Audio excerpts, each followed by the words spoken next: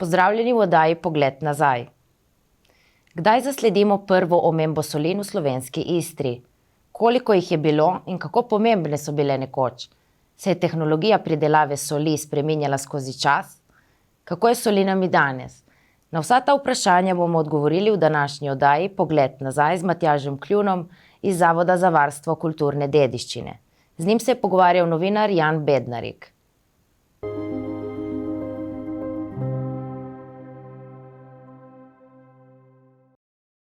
Pozdravljeni.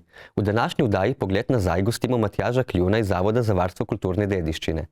Z gostom se bomo pogovarjali o zgodovini solin v slovenski Istri, njihovemu razvoju in pomenu skozi čas pa vse do današnjih dni. Matjaž, pozdravljeni. Začel bom kar z vprašanjem. Kdaj se pojavil prvi zapisi o solinah v slovenski Istri? Prvi zapisi v slovenski Istri so zabeleženi v prvem Piranskem statutu iz leta 1974. Domneva pa se, da so soline na tem območju bile že prej. Viri za to so skopi.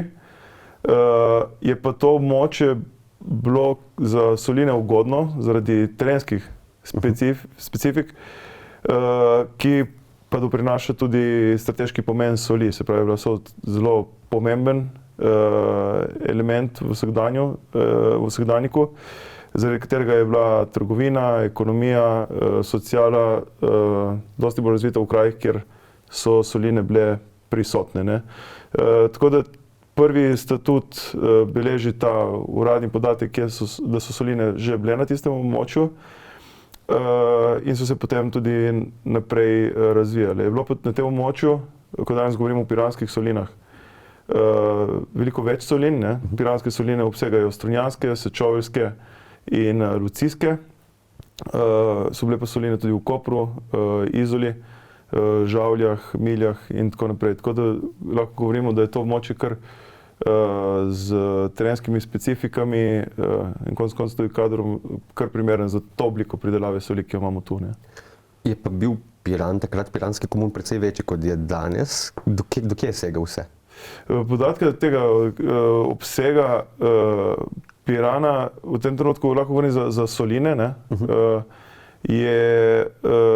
So bile soline v dosti večjem obsegu aktivne.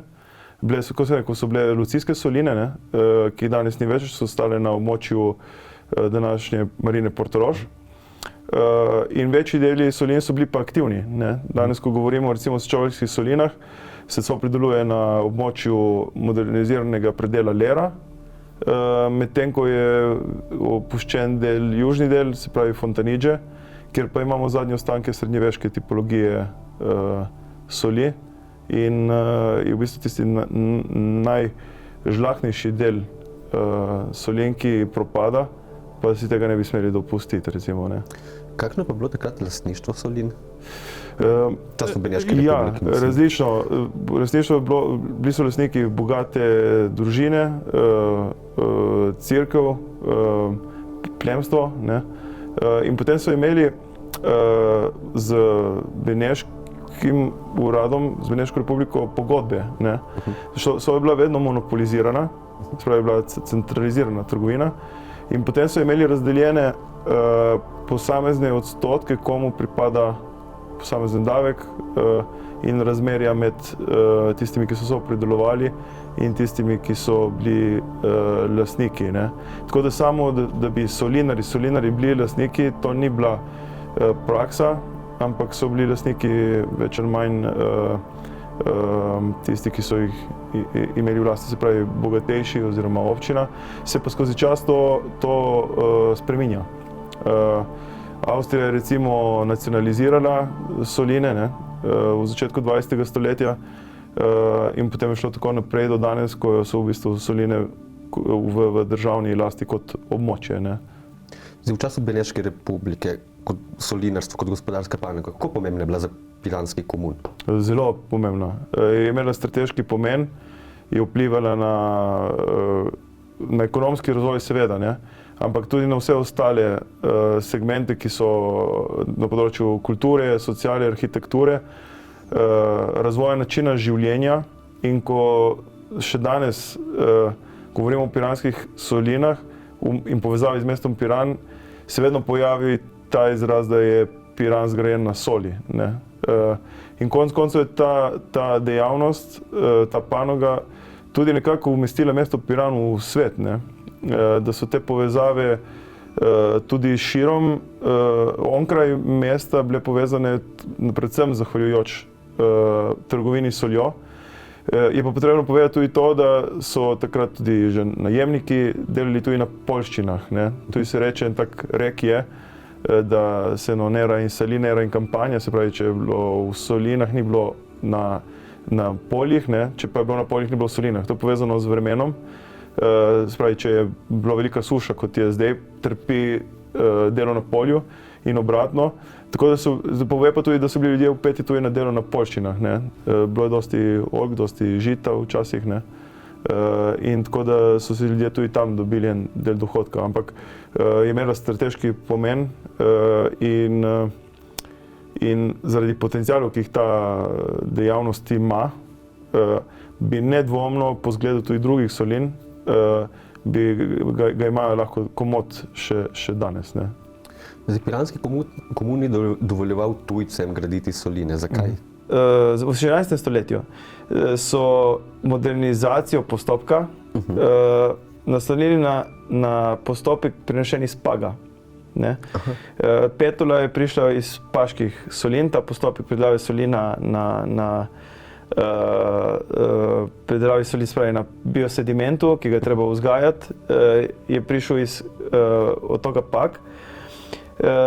Ampak zaradi strateškosti, ne, so si ljudje soline držali zase. Bilo je celo tako, da je težko do pred par desetletji prišel kdo v soline delati izven območja mesta Piran, tudi iz okolice teh vasi, ne. So si Pirančani držali zase ta območja zaradi pomena, zato ker se je držalo nek ceh znotraj samega mesta. In tako so bile tudi pisane pogodbe, ne, da so si držali skupaj. Ja, praktično v same soline, kolikor ni bil posameznik del te skupnosti, je bilo praktično nemogoče priti. Omenil ste petolo. Kaj je pravzaprav to? Petolo je biosediment, ki na hitro preprečuje, da se sol in blato meša, hkrati pa deluje kot filter. Zdaj sama ta predstava je mogoče preveč kompleksna, pa bom začel z druge strani. V naših solinah imamo to možnost, da pridelujemo morsko sol na podlagi slapevanja. Drugod po svetu, recimo če gledamo Salzburg, ne, ki je mesto soli, se pobira sol v rudniku. Ne, te soline, ki pa imajo to lastnost, da se sol pridobiva po principu izslepevanja, imajo različne lastnosti. Zdaj, če pogledamo širom Evrope, bomo videli, da ponekod pridelujejo tudi sivo sol, ne.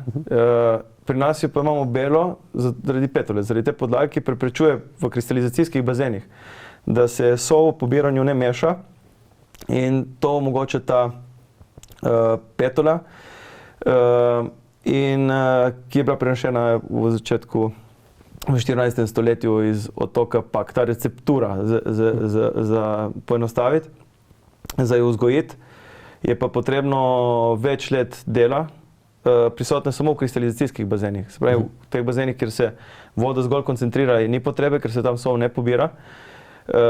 In za en tak sloj te petole centimetra do 2 centimetra je potrebno lahko tudi 5 do 8 let dela.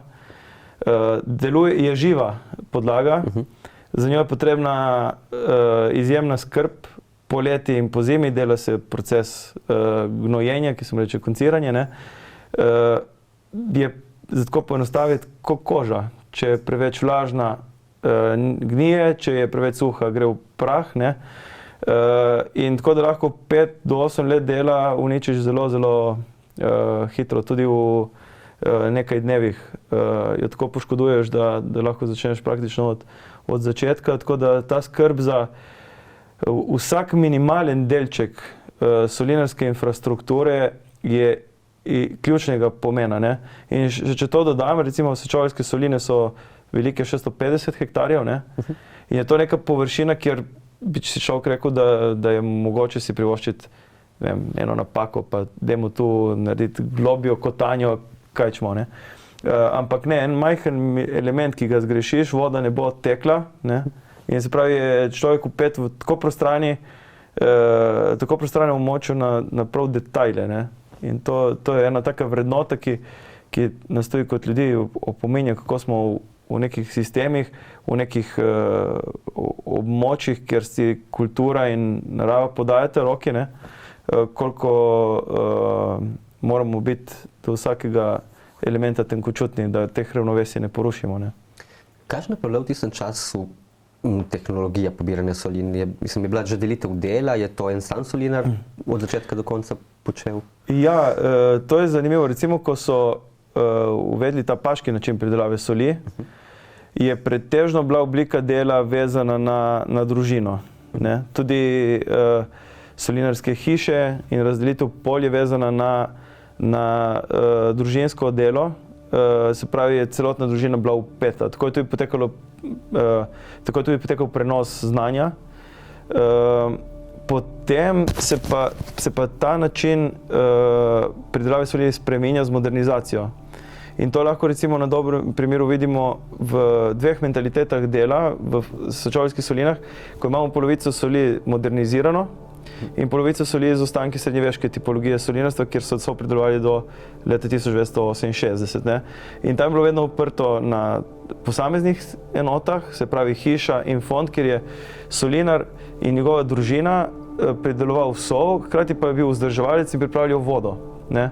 Se pravi, vse v enem delu, medtem ko je v Strunjanu danes ali pa na Leri, pridelava soli poteka zvezno. Se pravi, je sektorsko razdeljeno na enem območju prvo izparevanje, drugo, tretje, četrto in potem se vse skupaj združi na enem območju v kristalizacijo. In tam imamo te bazene vzporedno razdeljene, kjer se sol pobira. Se pravi, ta mentaliteta delitve dela posegla tudi v razmišljanje, kako zmodernizirati eno solino zaradi manjše potrebe po delavcih, po racionalizaciji delovnega procesa. Tako da imamo možnost recimo v naših solinah opazovati ta dva načina dojemanja dela. Ne. Oba pa vrednotimo kot kulturno dediščino izjemnega pomena, tako da sta oba izjemno pomembna. Ne. Kdaj se pa spremenita tehnologija za Avstro-Ogrsko že prej? 1904 se je pričelo spreminjati pridelavo soli v Strunjanu in potem na Leri v obliko, kot je danes. Mogoče prej bi bilo korektno, da pa povem še to.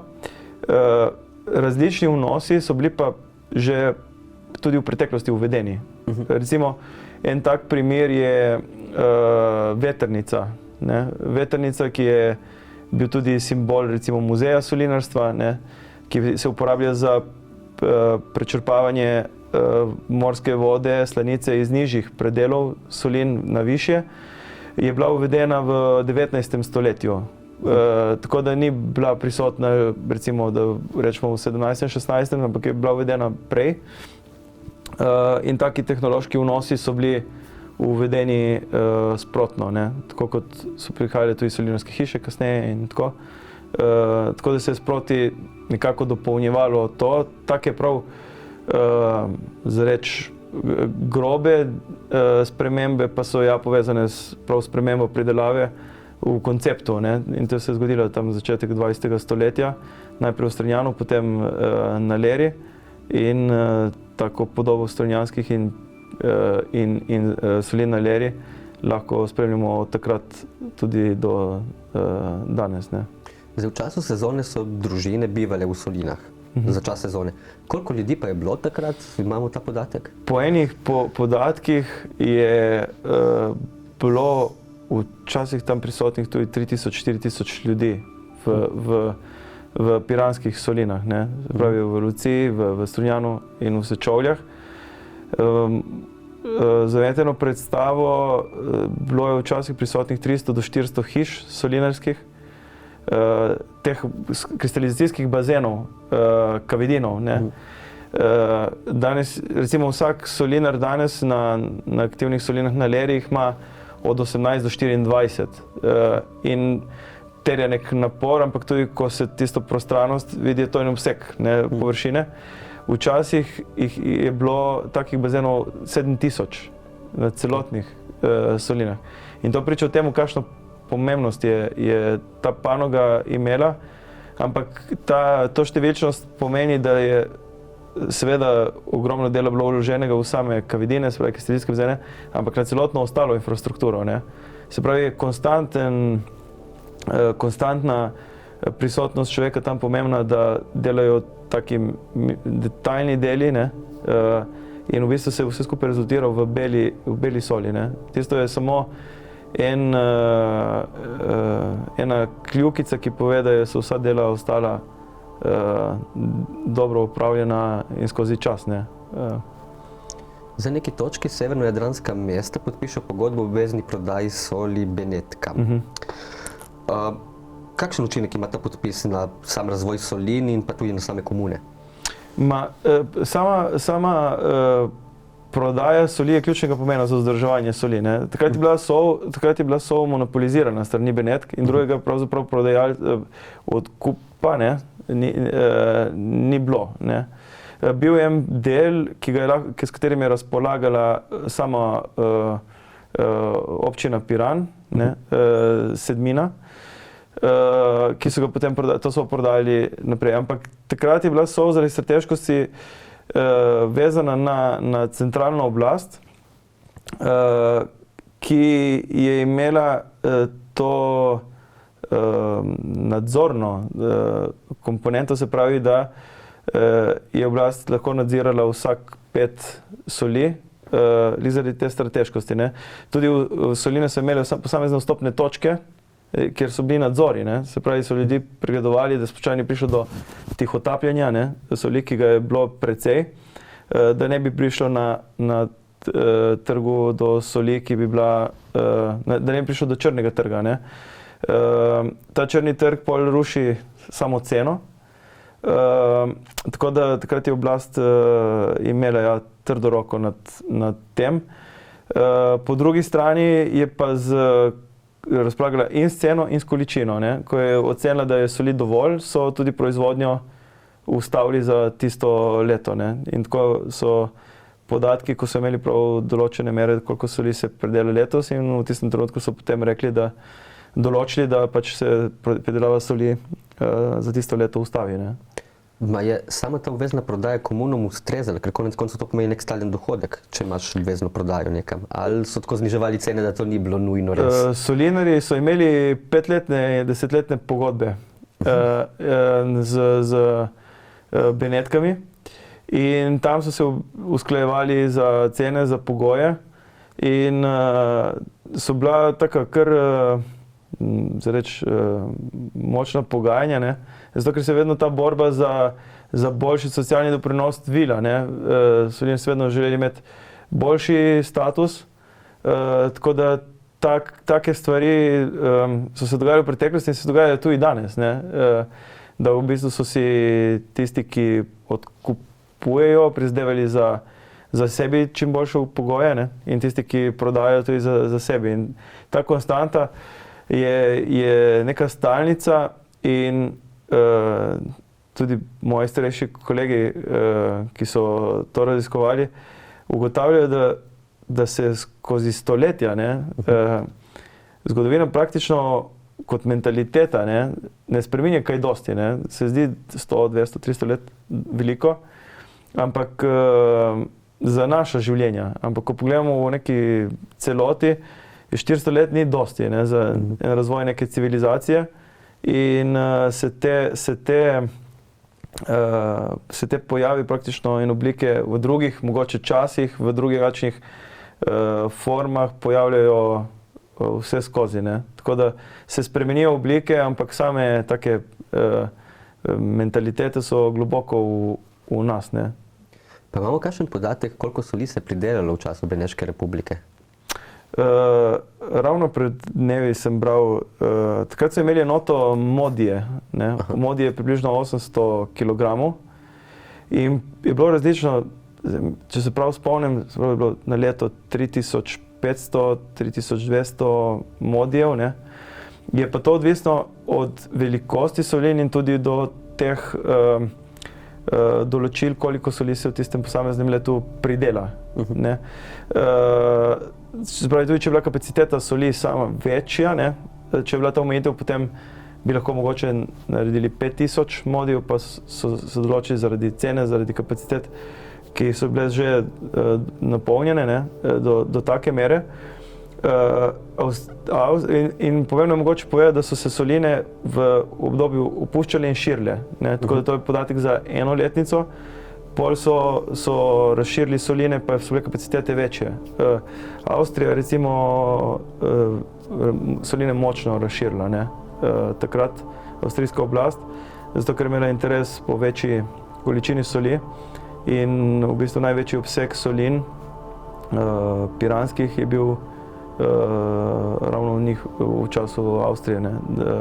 So se tudi fontanidže, ne, razširile še v nekatere dele, pol z industrializacijo, z drugimi načini razmišljanja, pa se je ta pomen soli nekoliko upadel, prihajali so novi trgi s cenejšo soljo in posledično se je tudi produkcija soli zmanjšala, ne. Zdaj, rekel ste, da je en del soli so Pirančani lahko prodajali prosto. Kam vse se je izvažala ta sol? V zaledje. Ja, v Kranjski deželi so prodajali to sol, ampak to je bil manjši del, ne. Manjši del, več ali manj bilo centralizirano in je odhajalo potem v centralna skladišča in v Benetke, ne. Pa je bila sol visoko obdavčena takrat? Veste, kako je? Oni so imeli na sedmine davek določen in zanimivo je, da tudi število bazenov na območju solin je več ali manj vedno deljeno številko 7. Se pravi, recimo solna polja v sklopu muzeja solinarstva imajo dve vrsti imajo 28 kavidinov, ne. Se pravi, je nekako upoštevanka na sedmino, ne. In tudi ostale, približno 7, 14, 28, ta nekako številka se pojavlja zaradi te delitve na davščino na 7, ne. Tako da ta sedmina je bila nekako vedno prisotna, ne. Pa se zaradi tega tudi razvijalo tihotapstvo? Je bilo kar prisotno in tudi kazni so bile kar močne, v tem smislu, da so bile sankcije od tega, da je tisti, ki je tihotapil sol, moral sol odvreči v morje. Druga je bila taka, da so dobili kazni, da so morali iti na galeje ali pa veslati v daljne kraje, to so bile kar močne sankcije in kontrola je bila kar izrazita, ne. Se pravi, na vseh izhodnih točkah solin. Bila je tudi v bistvu še zdaj infrastruktura, ne. Kazerma v Neleri je služila finančnikom, ne, da so pregledovali. Nekatere zgodbe so bile tudi take, da so ljudem pregledovali žepe, ne, da niso si dali sol niso pritihotapljali tako. Je pa vsakemu nekaj soli pripadalo. So imeli določene, recimo Peku je pripadalo toliko, Ribičem toliko soli, to so imeli določeno, ne, koliko na posamezen poklic tudi pripada, tako da nisi mogel imeti. Pa glede na to, da je bilo precej razširjena ta tako imenovana siva ekonomija, je bilo tudi dopuščeno to tihotapljenje, recimo s strani oblasti? Da so kdaj zatisnili kakšno oko ali kaj podobnega? Oblast tega nikoli ni dopustila, ne. Zdaj, če je bilo samo med njimi, da bi bilo to prisotno, tega podatka nimam, ampak načeloma je bila kar strog nadzor nad tem in da bi imela država nek črni fond za to početje, nimam tega podatka, ampak dvomim, ja, da bi se na tej relaciji to vzpostavljeno, ne. Ok, zdaj poznamo grenko in sladko sol. Kakšna je razlika? Morska voda ima 3,5 bomeje. Ne? To je enota za slano soli, se uporablja bome.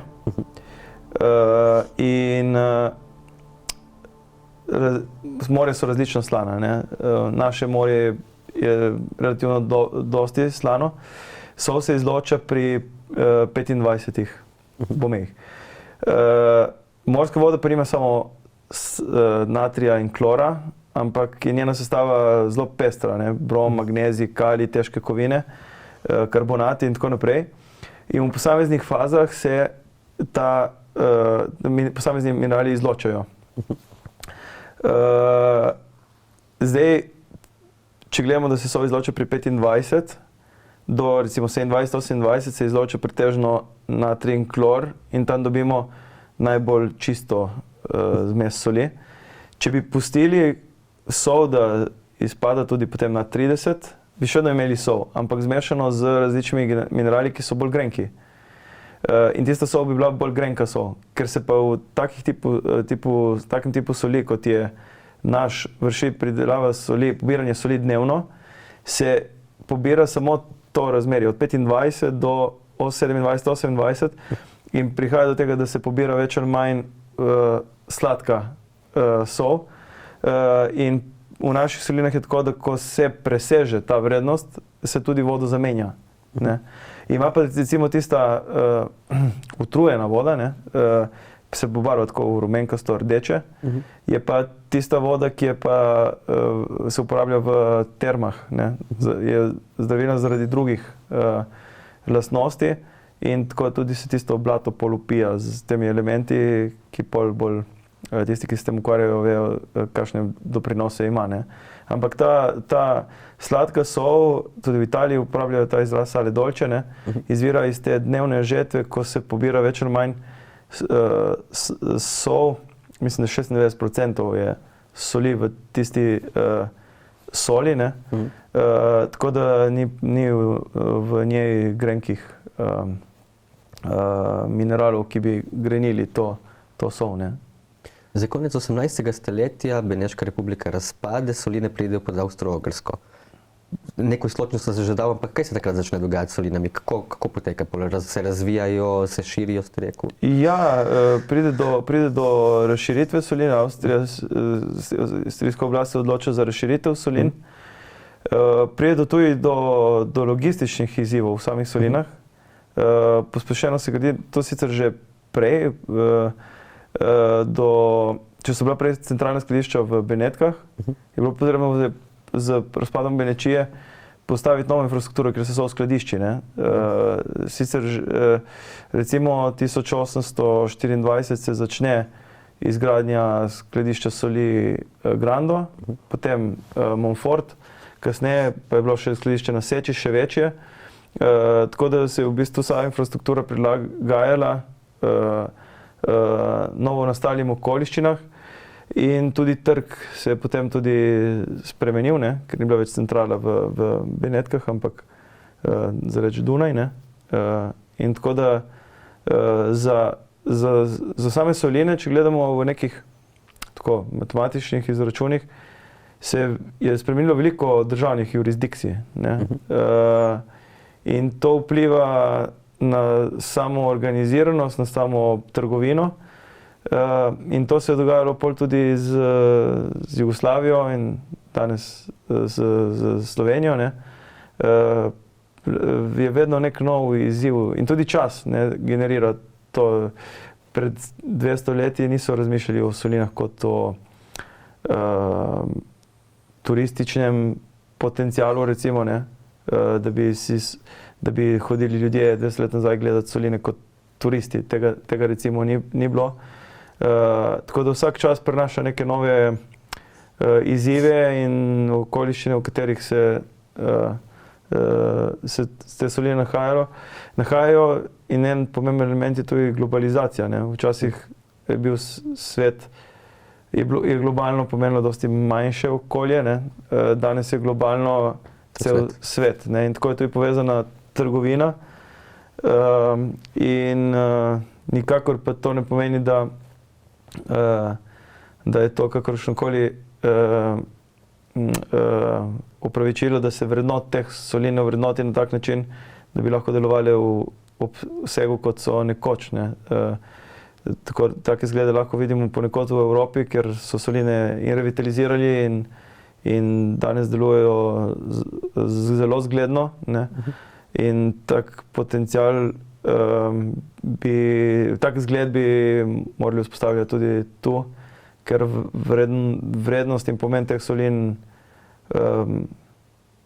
mislim, da presega zmožnost dojemanja ene same generacije. Ne. Mislim, da je pomen tega, da je dolžnost pravzaprav te generacije, da te soline ohranijo, revitalizirajo in prenesejo v naslednje generacije zaradi vseh potencialov, ki jih imajo. Ne. Na kakšen način pa bi se jih lahko revitaliziralo oziroma ohranjalo? Ena stvar je, da je potrebno pogledati, da v samem izhodišču soline so kulturna krajina in kulturno krajino je mogoče ohraniti samo z izvorno rabo. Se pravi, če pri mogoče drugih spomenikih izvorna raba ne tako determinira samega stanja, je pri kulturni krajini ključnega pomena, da se tista raba, ki vzpostavlja neko območje, ohranja in nadaljuje. Ne? In to omogoča tudi sam ekosistem solinski, ki ga je človek s tem, ko je razumel in uporabil danosti, ki so bile tam, tudi v koncu vzpostavil solinarsko dejavnostjo. Ne?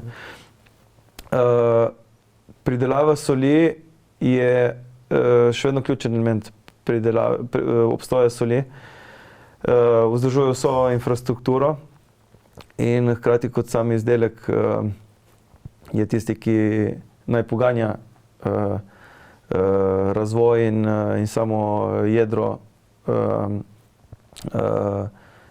tistega območja. Ne. Se pravi, je sigurno odgovor prodaja soli. In druga stvar, ki je usporedno s tem, je vrednotenje. Se pravi, da se mi kot ta del družbe in države konec koncev zavemo, da je tisto pomenljivo. Ne? Da noben drugi od zunaj nam ne bo rekel, da to, kar danes lahko uživamo ali pa imamo na razpolago, ne? Da je bolj pomembno, kot mi vrednotimo to sami. In mi moramo te soline prepoznati kot ekonomski, socialni, kulturni in konec koncev tudi ekološki potencial. Ne? Mi rabimo prostore v tem ekološkem izzivu, v katerem se nahajamo, ker bomo prepoznali tisto območje, kjer je človek že razumel sobivanje z naravo in ji dal in od nje nekaj prejel. In boljših okolij, kot so piranske soline, kjer je dnevno potrebno usklajevati se in se dopolnjevati in od tega nekaj dobiti, ampak hkrati spet vzpostaviti kroženja vode in to. Take prostore mi rabimo zato, da usvojimo te mentalitete, da vidimo, kako smo majhni, hkrati pa del in znotraj pedagoških okvirjev graditi in seveda ekonomskih in vsega povezanega, graditi neko strukturo solin, ki lahko. Ne. V Franciji recimo imajo vzpostavljen sistem solin, kjer so tudi konec koncev solinarski delavci dobro plačani. Ne. In tam v bistvu tam imajo 2000 hektarov velike soline in so bile opuščene v 75. leta. In potem je bila odločitev lokalne skupnosti, da zaradi nekih pripadnih socialnih, zgodovinskih okoliščin to začnejo revitalizirati. In danes so tako pod UNESCO kot pod Naturo 2000 Ramsarjem, ne? In so lahko primer dobre prakse. Ne? In tam ljudje si želijo delati, ne? In hkrati imajo doprinos. Ne? Tako da je treba vrednotiti tudi znotraj tega časa, razumeti, ki upravljajo to delo in omogočiti, da ta struktura podpira soline, ta upravljalska struktura. Ne? In tretja stvar, mogoče, ki jo je treba omeniti, je pa znanje. Ne? Znanje, ki se je oblikovalo skozi 1000 let, ga danes gubljamo In zato pa nimamo veliko časa, da zaustavimo to izgubo. Ne. Teh starih solinarjev in solinark je čedalje manj, žal. Na terenu je nekaj 10 solinarskih delavcev, ki so pridobili znanje, ampak predlagati odgovornost vse skupaj na teh nekaj posameznikov je navkljub njihovi vnemi in trudu premalo. Ne. Treba je zgraditi neko strukturo, ki bo prispevala k temu, da bo več solinarjev, solinark, s tem mislim tudi vodarjev, vzdrževalce in tako, ker se nam čez 20, 30 ali pa več let ne bo zgodilo, da bomo šteli na prste ene roke ali pa dveh, kateri so še tisti ljudje, ki premorejo tista stara znanja. Ne. In na tej točki zdaj nekako smo in zato mora biti napor še toliko bolj intenziven, da ohranimo ta znanja v obliki nekih dokumentov, hkrati jih prenesti tudi v prakso in od tam začeti to postopno revitalizacijo. Ne? Ker revitalizacija takih območij mora biti res tenkočutna, premišljena in ne sme biti taka tovarniška, se pravi, da se hkrati z posegi v tisti prostor mora usporedno razvijati občutek te tenkočutnosti do solin, ker če ne bomo osvojili bistva tega prostora. Ne. Kako pa kaže v smislu države, tega mislim, razume to država, dela v tej smeri? Mislim, da smo v nekem obdobju, ko nasplošno prihaja do obujanja in prevrednotenja teh prostorov, ne samo na primeru piranskih solin, ampak nasplošno. Se mi zdi, da s tem ekološkim, lokalnim gibanjem prihaja tudi do ozaveščanja, da je potrebno prostore, ki so nekoč že prispevali k, rečemo temu, sonaravnem življenju, potrebno ponovno uporabiti in tiste ekosisteme vrednotiti. Ne. In z tega vidika, če bi recimo razmišljali zadnjih 10-15 let, ljudje niso razmišljali o teh prostorih tako, so razmišljali o drugih stvareh, mogoče bolj ekonomsko. Danes ljudje razmišljajo dosti bolj skozi ekologijo, ne? Skozi lokalno, pa čisto take preproste fraze lahko se sliši. Ja, sej naši predniki so to že počeli, moj nono je delal to. In ugotavljamo, da tisto znanje niso kar pase. Ne? In se mi zdi, da prihaja do tega premika, ki vključuje seveda ja, ta del lokalnega, ampak da tudi na nivoju države prihaja do teh premišljanj, ne? Ki bodo rezultirali na nekih novih načinih upravljanja. Ne? Način ureditve je tak, da država določi način upravljanja tako strunjanskih kot sečoveljskih solin. In lokalno okolje pa mislim, da je vedno bolj dovzetno za to, da bi se to zgodilo. Ne? Tako da sigurno je to nek tek na dolge proge zaradi obsega takega območja, ampak če gledamo recimo, da obstoječi način upravljanja ne, ni zadostil kulturno-varstvenim pričakovanjem. Zakaj to pravim? Zato, ker se danes pogovarjamo o tem, da je velika ogroženost te dediščine, ne? Da imamo opuščene Fontanidže, del Lere, Strunjan ne funkcionira v polnem obsegu, ne? In tak način upravljanja ni zadosten, ker moramo slediti k temu, da bodo celotne soline v funkciji. Ne? In se mi zdi, da ta premik, ki je, lahko z njim gledamo optimistično naprej.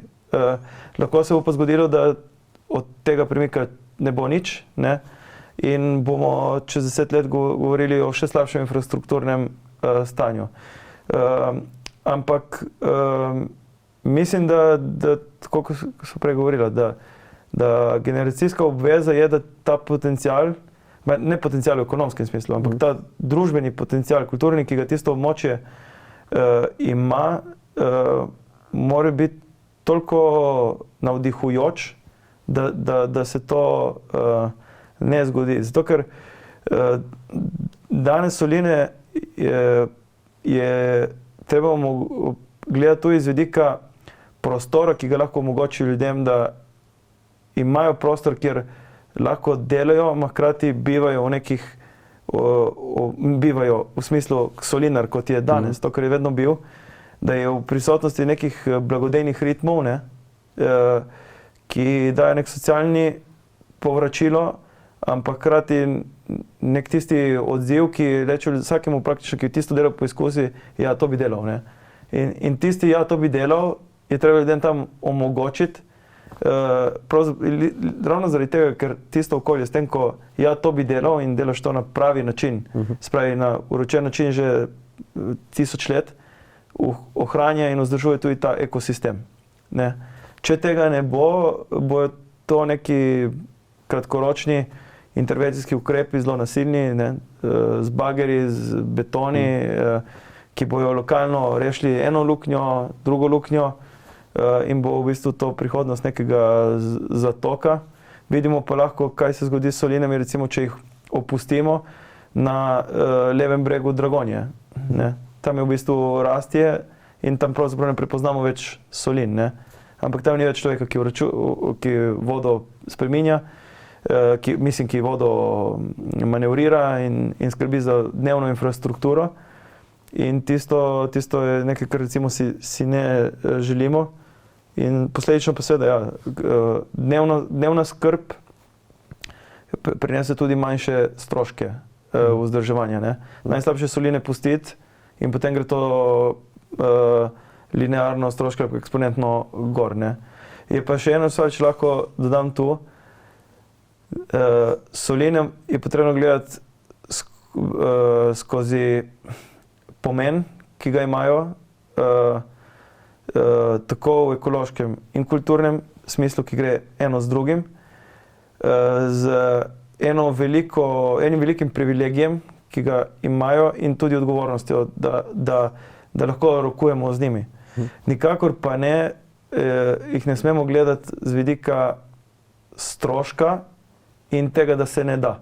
Ne. Se spomnim enega starejšega solinarja, ki je rekel, tisti, ki pride v soline zaradi denarja, boljše, da neha takoj. Ne.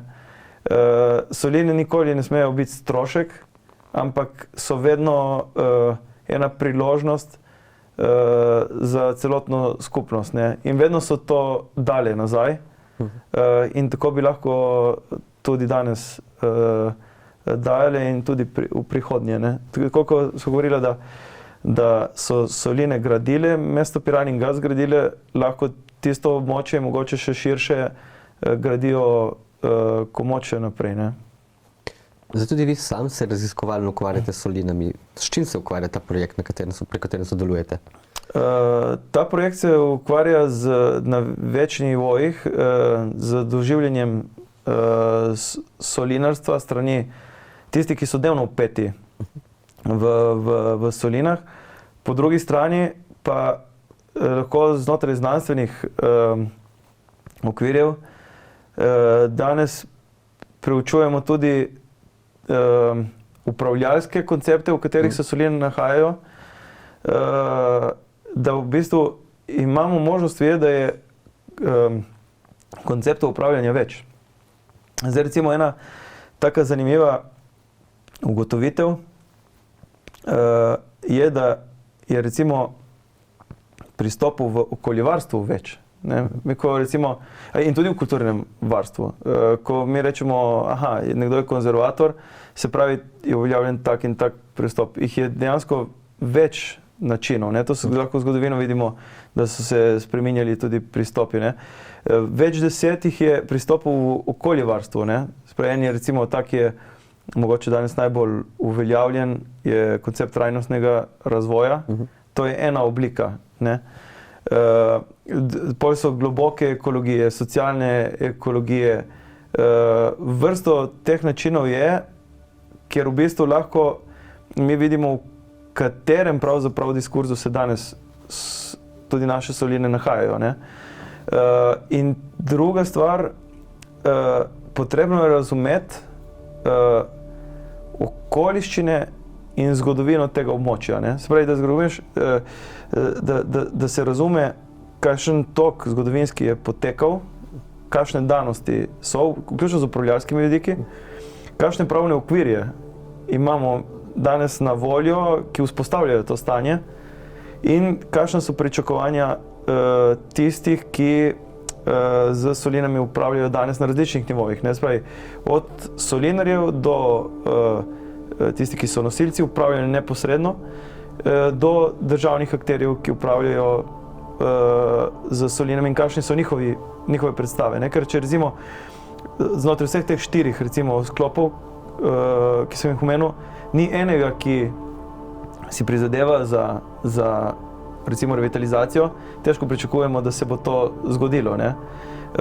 Pol 5. segment je lokalna skupnost, ne, ki recimo si želi, nima predstave, in ten raziskovalni proces mora ugotoviti vse te večplastnosti, od zgodovinske, pravne in realnosti na nivoju akterjev, da dobimo eno sliko, pravzaprav, kaj se dogaja s temi solinami. In potem, ko bi recimo vse to dobili, lahko gradiš nek upravljalski način, v katerega se vsi upravljalci oziroma vsi akterji prepoznajo, ne. Se pravi, če na enem nivoju prihaja do nestrinjanja med tistimi, ki varujejo naravne vrednote v prostoru in tistimi, ki varujejo kulturno-varstvene elemente, ne.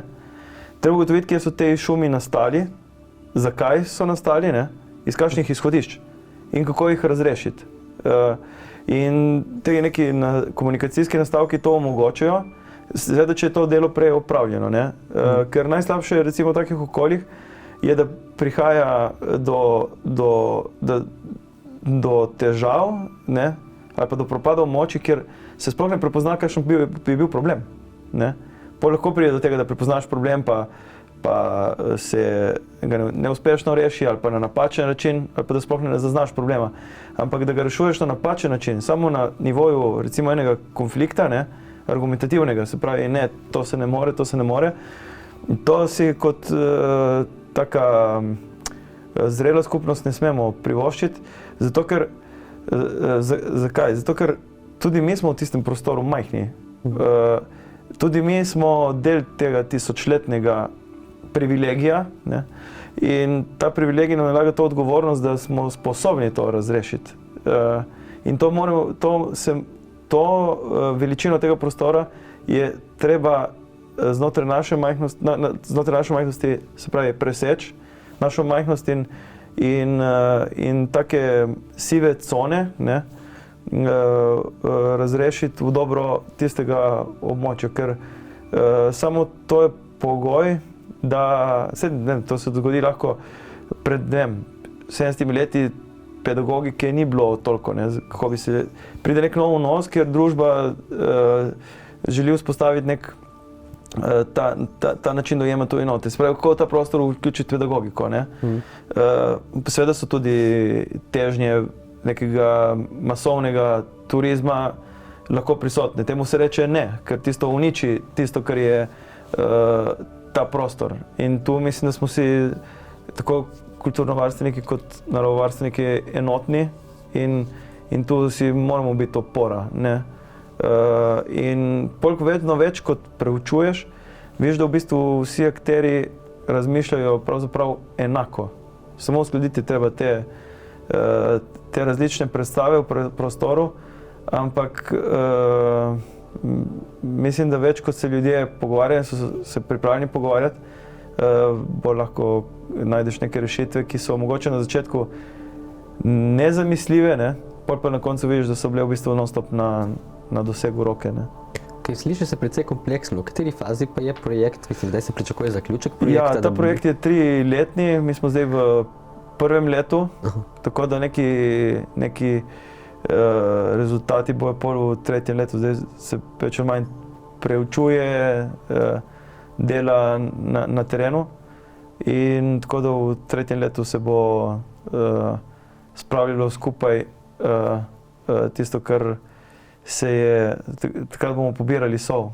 Takrat bomo ta zrna, ki zdaj nastajajo in se koncentrirajo, takrat jih bomo pobrali. Ne?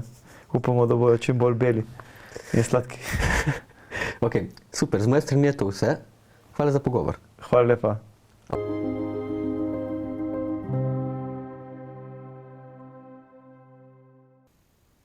Hvala za vašo pozornost in lep pozdrav.